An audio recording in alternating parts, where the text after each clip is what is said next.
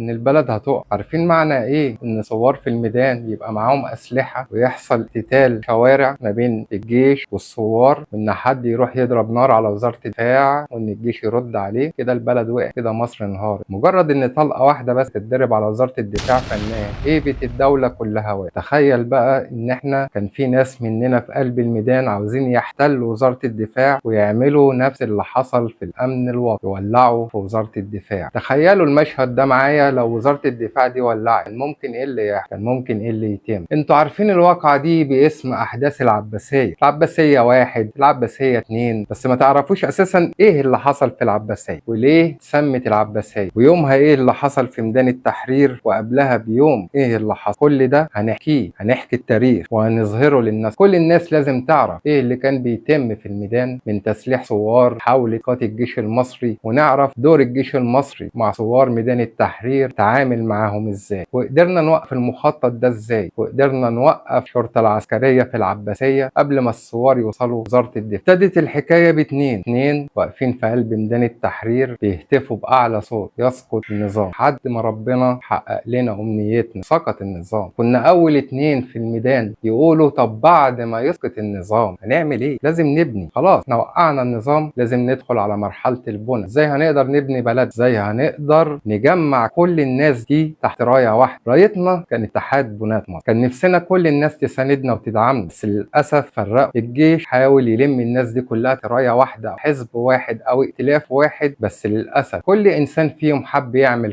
قائد مجموعه. ظهر 1000 حزب، ظهر 1000 ائتلاف، ظهر 1000 حركه، كل مجموعه عاوزه تعمل اللي في دماغها، كل مجموعه احنا اللي عملنا ثوره. يا سيدي على دماغي من فوق، كلكم عملتوا ثوره. بعد ما عملتوها فكرتوا ازاي هتبنوا مصر؟ فكرتوا بعد اسقاط النظام مين هو طرف ثالث، مين اللي بينخور في مصر عشان تقع؟ فكرتوا الثوره دي توافق عليها ليه اساسا؟ طب فكرتوا الجيش نزل ليه للمصريين؟ كان ممكن الجيش ده ينزل زي بتاع سوريا مثلا، يضرب له دنتين مدفع على كام صاروخ من طياره، وكل واحد يلا يقتل له مليون ولا 2 مليون واحد ويمسك البلد ويلمها. ده كلام ده للناس اللي بتقول الجيش استحوذ على الثوره. هو لو في دماغه استحواذ كان الموضوع اسهل بكتير من اللي هو عمل، بس بالعكس ده حاول اكتر من مره ان هو يجمع كل الثوار تحت رايه واحده. كل ده على ايدينا قدام عينينا، اتجمعنا في اكتر من مره، ولكن كل الاصوات عاوزه تشتغل بدماغها هي. كل واحد عاوز يبقى قائد ثوره، كل واحد عاوز يطلع على المنصه ويمسك المايك ويقول كلمتين حماسيين ويخلي كل الجمهور يقول الله اكبر وراه. طب وبعد الكلمتين وبعد الحماس هنبنيها ازاي؟ مصر اللي وقعت، النظام وقع، الناس كلها واقفين تحت في الشوارع بيحموا البيوت يقولوا يوم من ايام الداخليه. وبعد ما لقينا المشهد ده حصل كان في دماغنا حاجه واحده بس، ازاي نصالح الداخليه على المواطن. والفكره كبرت وناس كتيره انضمت لينا، وعملنا اول مؤتمر في مصر كان من ارض المطريه. مؤتمر كان قبل استفتاء الدستور بنعم او لا. قلنا نطلع نكلم مع الناس نفهمهم يعني ايه نعم ويعني ايه لا، لان الاقاويل كانت كتيره ما بين الاخوان والليبراليين، ده عاوز نعم وده عاوز لا، ده عاوز الدستور الاول، ده عاوز يبقى ينتخبوا الرئيس الاول، وكان في مفارقات كتيره. حتى الاخوان اياميها قالت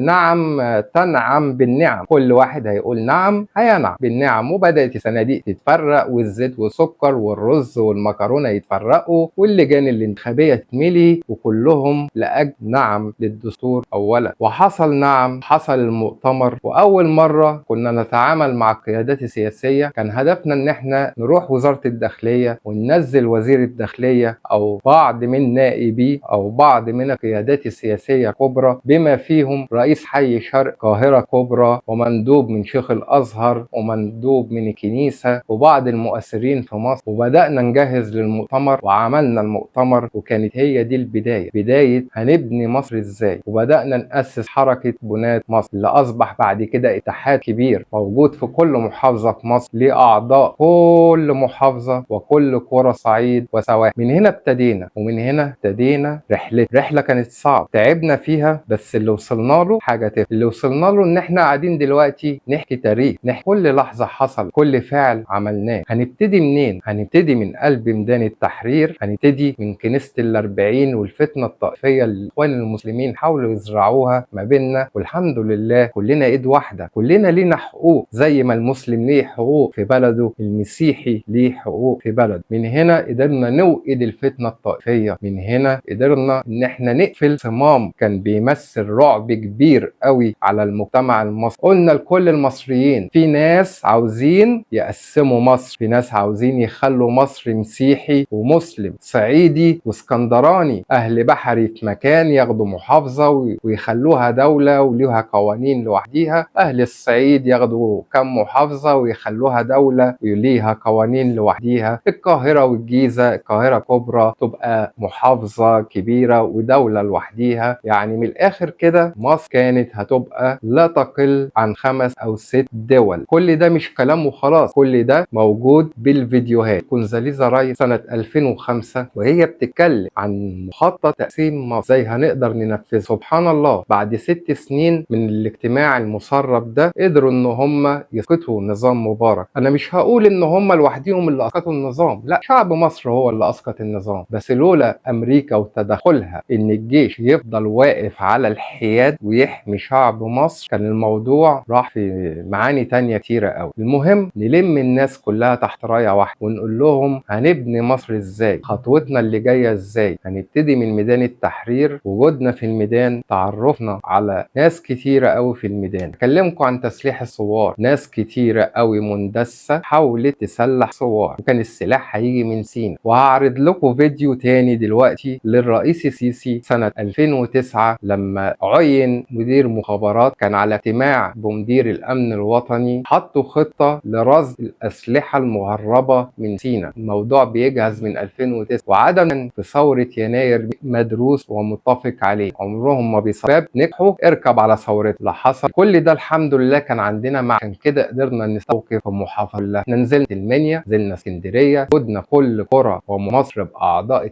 قوي من المظاهرات الفئوية ومن اللي كان مراد بيها تعطيل عن المشهد الاقتصادي العالمي ومحاولة في مشاكل كثيرة وحتى لا تخرج منها أبدا، عشان في النهاية ندخل احنا في اللي احنا دخلنا فيه 10 سنين اللي فاتوا. وانا مش بقول حكاية، انا بقول لكم وقائع. كنت انا نائب مدير المخابرات في 2009 فكنا بنعمل لقاءات عشان مناقشة الوضع الامني في سينا، وانا بقول الكلام ده لكل المصريين وللضباط الصغيرين اللي موجودين وحتى للضباط الشرطة. فكان ما بقولش سر ولا حاجة، لكن كانت اللقاءات ديت بتتعمل، وكان ساعتها مدير المخابرات اللي هو مراد موافق، وكان رئيس جهاز الامن الوطني ساعتها او كان اللي هو حسن عبد الرحمن. فكنا بنناقش الوضع، فكنا شايفين ان خلال 7 سنين اتشكلت بنية اساسية ضخمة في شمال سيناء. البنية الاساسية دي عبارة عن مخازن للاسلحة والذخيرة والمفرقعات، وايضا بنية بشرية كبيرة للموضوع للسيطرة. وكانوا ساعتها لو انتوا رجعتوا على مواقع التواصل هتشوفوا ان انا بتكلم على 2008 و 2009، هتشوفوا ان هم كان في افلام لهم وهم بيعملوا عروض اكنهم خارج الدولة. وكان الكلام ساعتها ان في مشكلة كبيرة موجودة، وكانت المشكلة دي يعني ان اللي موجود هناك الكتلة اللي اتشكلت دي على مدى السنين اللي قبل 2008 و7 و6 يمكن و5 بقت محتاجة جهد وعمل عسكري كبير، مش بس بالشرطة، لازم الشرطة والجيش تتدخل عشان تحل المسائل. فما حصلش طبعا في ظروف وفي اتفاقيات. فكان الموضوع ان القوات اللي موجودة قوات شرطية محدودة، والقوات بتاعت الجيش موجودة على الخط ألف بس.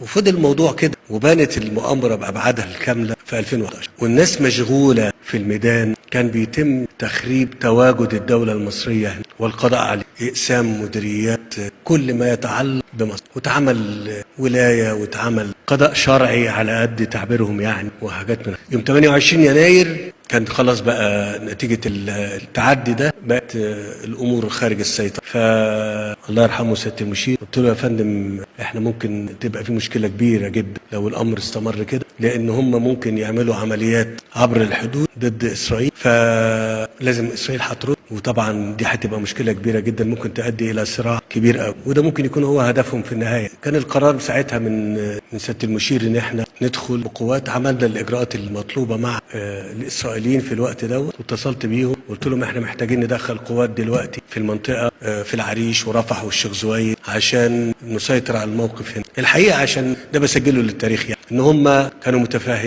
متفاهمين ده وما كانوش يعني الحقيقه كانوا قالوا يعني بس ادونا خبر القوات اللي هتبقى موجوده قد ايه ونسقوا معاها، واستمرينا من الوقت ده لغايه يمكن لغايه دلوقتي. بس يمكن حجم القوات اللي كان موجود خلال الثمان 9 سنين دول من 2011 لغايه النهارده زادت القوات كل مره عشان نتعامل مع التحديات اللي موجوده. انا بحكي الحكايه ديت ليه؟ عشان انا في لقاء سابق قلت خلي بالكم اوعى عينيكم او تنام على حاجه في جوه مصر. وكمان مش بس كده، كمان ننتبه على اي حاجه ممكن تمسنا بره. انا عايز اقول للشعب المصري كله كان عندي خيارين لما توليت المسؤوليه. خيار ان انا